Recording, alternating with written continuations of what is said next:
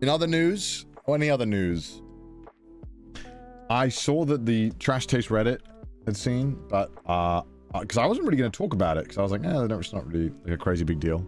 Oh, let's not hawk to it. GeeXPlus, yeah, I'm a external board member of GeeXPlus. Basically just helping talent, any talent, grow, help them produce videos, kind of all that. So it's fun. Basically, if you, I think that, you know, GeeXPlus has been fucking awesome and has helped me grow a bunch. And the goal is that, you know, why not have some of the talent that, you know, grew with the company help, like, I suppose other future talent join and grow their own side of content.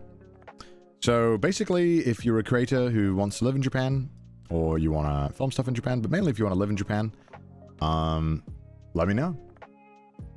Well, let's see what we can do. Pretty much, yeah. So if you're a creator that's doing cool stuff, yeah, GeeXPlus is always looking for new creators who want to live in Japan and film some cool stuff. And now if you want to work with me, I can help you out to make some cool stuff, basically. I mean, I've always said this, but, you know, at the end of the day, like, you know, I want to Twitch stream and make content for as long as I can. But I do also want to eventually do less of it. Right now, my whole life is like this, which I love so much. And I can't imagine doing anything else in the meantime. But, you know, maybe in like 10 years or something, I would like to, you know, when I'm nearly 40 years old, I would like to maybe take a step back. It's a young man's game, chat. It's a young man's game. But, you know, my like I've always said this, but my age of being, like, doing crazy shit will eventually have to slow down. There's only so many big RV trips, cyclothons I got in me until I'll just be like, I can't do this. I'm gonna play fucking video games. 28 is almost 40. I'll be here until I'm 90. Or Pete. Nah, Pete doesn't count. Pete's just started. That doesn't count. I've been doing this for too damn long, chat. I've been doing this for... I'm ancient. Connor across Japan on his walker. And Pete is timeless. Pete is also timeless too. So, let's see what he might have messaged me with the Dodgers. Oh.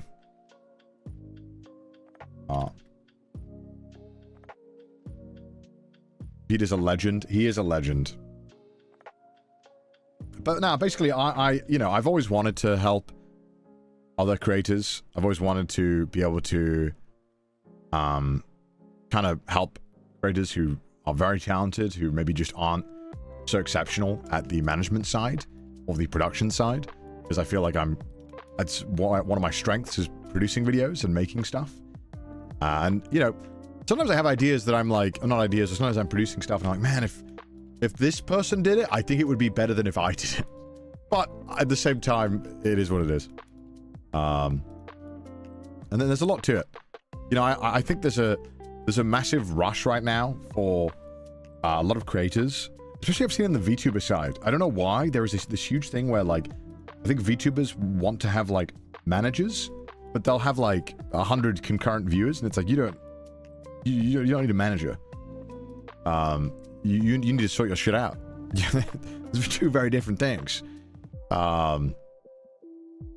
You know, I mean, look, me, Gant, and Joe have been doing this for 10, 15 years, and we've never had managers. It is not a, you know, if you there's no way you could possibly need a manager when you are, like, not the, like, top 1% of, like, talent, basically.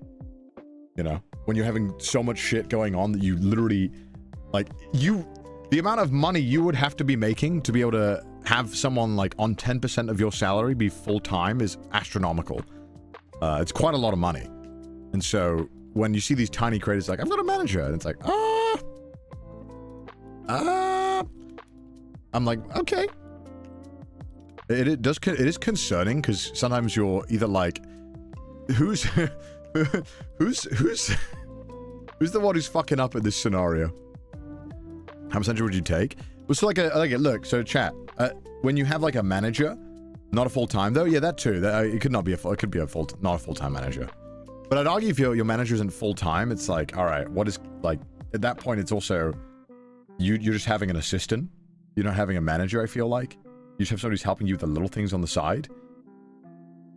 But for most agencies, taking over between like 20 to 5% of like deals they bring in, and so you'd have to think like if you're making 60 grand a year, which is if you're making that as a creator, that's fucking phenomenal. You're already in like the top 1%, if it's not 0.01%. But if you needed to pay someone 10% of the deals, that's 6 grand a year, right? So you have to think like, okay, and even then it might not be 10% of everything. It might just be 10% of like sponsorships or something, right? So there's a lot to talent and management and stuff like that that's very difficult, and people don't talk about it because obviously it's kind of all behind closed doors and hush hush. So I think a lot of creators to end up taking very bad advice or get themselves into bad situations because they don't talk to anyone else who's had any experience. Kirsten, thanks so much for the 50. Which is why I always tell creators, like big or small, who I know or come across, I'm like, just ask me. Just be like, hey, is this a good price for this deal? Is this, should I accept this deal? Is this good? Should I do this? And it's like, you need to ask other people around and not have any kind of, what's the word? Shyness about it. That is a crazy thing. Kirsten, thank you so much for the 50. I know I just kind of glossed over that, but thank you so much, man. And always invest in NFTs. Yes, exactly. Exactly.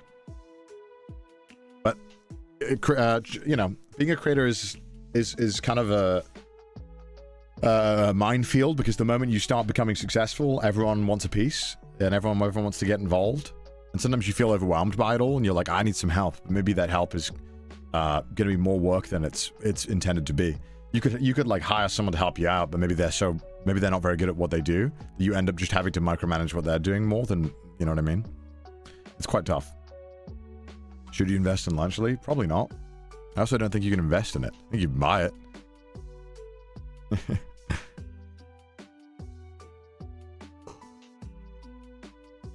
You're an open and trustworthy source that small creators can go to would be easily nice.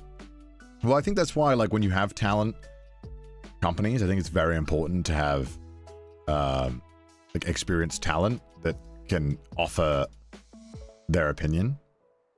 I think sometimes talent, it's kind of tough, man. It's like I think everyone thinks they know how to do it, but obviously, as you can probably see from Twitter and all this kind of stuff, I feel like a lot of people don't know what they're doing. As we've gone over many times, there are many aspects of being a creator that are tough, and a lot of people mess it up. Got a new watch already? I did get a new watch already. It's not always easy. You know what you're doing? Noted, don't be a creator. I mean, probably just don't be a creator. It's probably actually the healthier way to live your life. I think that is the good thing to do. It sounds pretty difficult. I don't think it's difficult. I just think it takes a certain attitude, I think, that you can definitely learn, but I think it's quite tough. I'm not sure.